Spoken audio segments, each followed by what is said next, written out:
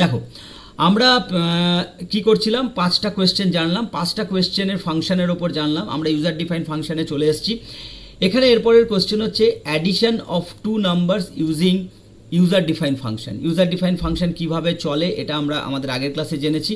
এখানে আমরা জানবো হচ্ছে, দেখো কিছু না, দুটো নাম্বারকে আমরা ডাইরেক্ট প্রিন্টের ভেতরেই কল করেছি, ঠিক আছে, 10 and 20 পাস করেছি, অ্যাড আছে, 10 গেছে, 20 গেছে, এখানে একদম ডাইরেক্ট রিটার্নে 10 + 20 20, ঠিক আছে, তাহলে 10 + 20 মানে কত, 30, 30 এখানে প্রিন্ট হয়েছে, তাহলে আনসার 30 হবে, ঠিক আছে। ওকে, তাহলে ইউজার ডিফাইন ফাংশনের একটা প্রোগ্রাম ছোট্ট, এটা বোঝা গেল। আচ্ছা, এইবার এই যে রিটার্ন, এই রিটার্নের ব্যাপারটা, return multiple values from user define function body. এই যে ফাংশন বডি কোনটা, ফাংশন বডি এটা আমরা আগের বার দেখলাম যে রিটার্ন একটাই করছে, ঠিক আছে, রিটার্ন কী করছে, একটাই ভ্যালু, মানে পুরোটা ক্যালকুলেশন করে রিটার্ন করছে, একটাই ভ্যালু রিটার্ন করছিল। এবার পাইথনে মাল্টিপল ভ্যালু রিটার্ন করা খুব সহজ, বাকি প্রোগ্রামিং ল্যাঙ্গুয়েজে মাল্টিপল ভ্যালু রিটার্ন করা খুব কঠিন, ঠিক আছে, মানে অনেক রকম ব্যাপার করতে হয়, তারপরে সেটা মাল্টিপল করতে অ্যারে করতে হয়, পাস বাই রেফারেন্স, হ্যান ত্যান অনেক রকম ব্যাপার আছে, কিন্তু পাইথনে খুবই সহজ। এটা আমরা দেখাবো মাল্টিপল ভ্যালু কিভাবে রিটার্ন করা হয়, ঠিক আছে।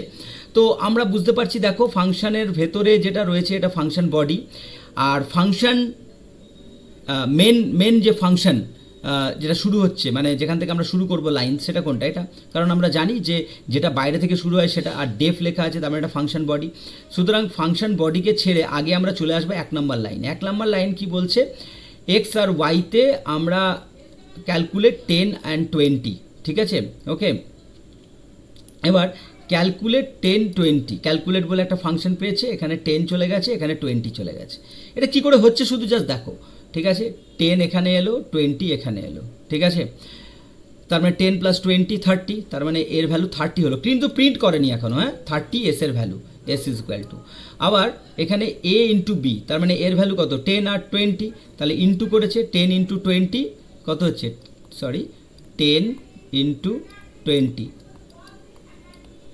200, তাই তো, ওকে 200, তাহলে এই যে 10 × 20 200 হলো, 200 কার ভ্যালু হলো, পি এর ভ্যালু, তাহলে পি এর ভ্যালু এত। এবার রিটার্ন কি করলো, রিটার্ন এস অ্যান্ড পি, মানে রিটার্ন এস অ্যান্ড পি এটাকে করলো, মানে দুটো ভ্যালুকেই একসাথে রিটার্ন করে দিল। তাহলে রিটার্ন কোথায় আসবে, এখানে আসবে, ঠিক আছে। তাহলে প্রথম ভ্যালুটা এসটা, এস এর ভ্যালু কত 30, তাহলে এক্স এর ভ্যালু হবে 30, ঠিক আছে, আর ওয়াই এর ভ্যালু কত হবে 200 এখানে এলো, ঠিক আছে, ওকে। এর পরের লাইনে কি করলো, সাম মানে 30 আর মাল্টিপ্লিকেশন ওয়াইতে ভ্যালু আছে 200 প্রিন্ট করলো। এবার এটা এত সহজে পাইথনে করা গেল, যেটা অন্য ল্যাঙ্গুয়েজে করতে গেলে অনেক রকম অসুবিধা হতো। আরেকটা জিনিস জানিয়ে রাখি, টিউপেল বলে ব্যাপারটা তোমরা নিশ্চয়ই শিখেছো, সেটা হচ্ছে যে যখন এই দুটো নিল না, এই দুটো কি করেছিল, টুপেলে পাঠিয়েছিল, অ্যাকচুয়ালি টুপেল ফার্স্ট ব্র্যাকেটে হয়, দুটো ভ্যালুকে টুপেলে, তারপরে ওরা আলাদাভাবে ডেটাটাকে আনপ্যাক করে নিল, মানে প্যাকেটিং হলো টুপেলে আর আনপ্যাক করা হলো আলাদা আলাদা ভ্যালু হিসেবে, তারপরে এটা প্রিন্ট হলো। এই জিনিসটা পাইথনে খুব সহজে হয়, ঠিক আছে। এটা থেকে পাইথন যারা শেখে তাদের এটা অ্যাডভান্সে কোয়েশ্চেনও আসে সব, মানে এক এক টাইমে, যে মাল্টিপল ভ্যালু কীভাবে রিটার্ন করে, কারণ অন্যান্য প্রোগ্রামিং ল্যাঙ্গুয়েজে তুমি এই প্রসেসে মাল্টিপল ভ্যালু রিটার্ন করতে পারবে না, এত সহজেও পারবে না, ঠিক আছে। তো এইটা খুব ইম্পর্টেন্ট, এই কনসেপ্টটা ইম্পর্টেন্ট, এটা অবশ্যই তোমরা মার্ক করে নাও, এরকম প্রোগ্রাম তোমাদেরকে পাঠাবো, তোমরা করবে, ঠিক আছে, ওকে।